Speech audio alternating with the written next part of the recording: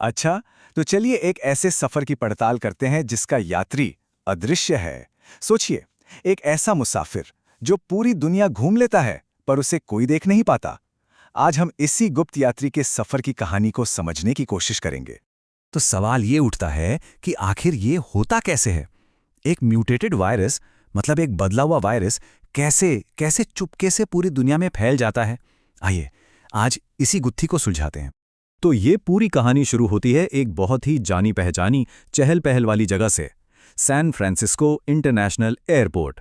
वहाँ एक यात्री है और उसे उसे जरा भी अंदाजा नहीं है कि उसके साथ एक बिन बुलाया मेहमान भी सफ़र कर रहा है।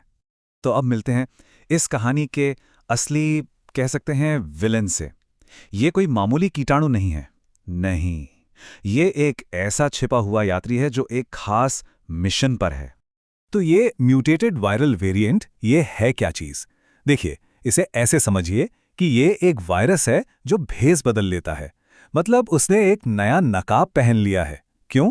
ताकि वो हमारे शरीर के डिफेंस सिस्टम को, हमारी सुरक्षा को चकमा दे सके। ओके, तो अब ये सफ़र एक नए पड़ाव पर पहुंचता है। चलिए देखते हैं कि भेष बदले हुए इस वायरस का अगला कदम क्या है। ये कैसे अपने अनदेखे निशान छोड़ते हुए आगे बढ़ता है। इसका तरीका आप देखेंगे बहुत ही सिंपल लेकिन उतना ही असरदार है।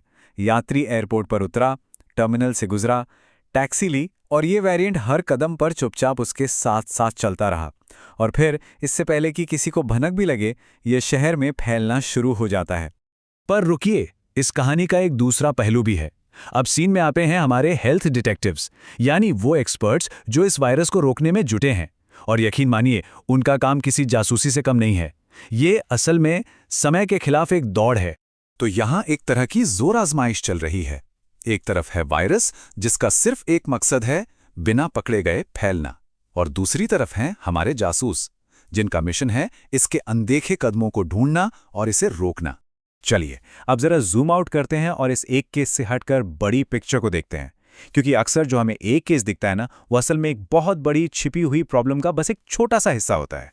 ये फैक्ट जानकर शायद थोड़ा झटका लगे।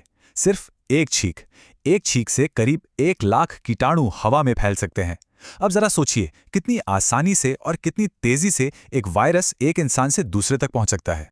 और यहीं पर वो टिप ऑफ द आइसबर्ग वाली बात एकदम फिट बैठती है। मतलब जब एक्सपर्ट्स को एक नया वेरिएंट मिलता है तो वो अक्सर सिर्फ उस बड़ी प्रॉब्लम का ऊपरी सिरा होता है जो सतह के नीचे हमारी नज़रों से छिपी हुई है। तो सवाल ये है कि ये इतनी दूर तक सफ़र करते कैसे हैं? जवाब हमारी रोज़ की जिंदगी में ही छिपा है। हर फ्लाइट, हर किसी से हाथ मिलाना, हर वो जगह जहां कई लोग इकट्ठा होते हैं, ये सब इसे फैलने का एक और मौका देते हैं। तो इन सब बातों का मतलब क्या निकलता है? इसका निचोड़ बस इतना सा है कि हम सब एक ऐसी दुनिया में रहते हैं जो आपस में बहुत गहराई से जुड़ी हुई है। तो चलिए वापस उसी एयरपोर्ट पर चलते हैं जहां से हमने शुरू किया था। अगली बार जब भी कोई एयरपोर्ट पर हो तो ये सोचना दिलचस्प है कि हम सिर्फ लाखों लोगों के साथ स्पेस शेयर नहीं कर रहे, बल्कि शायद उनके कुछ वायरल सीक्रेट्स के साथ भी।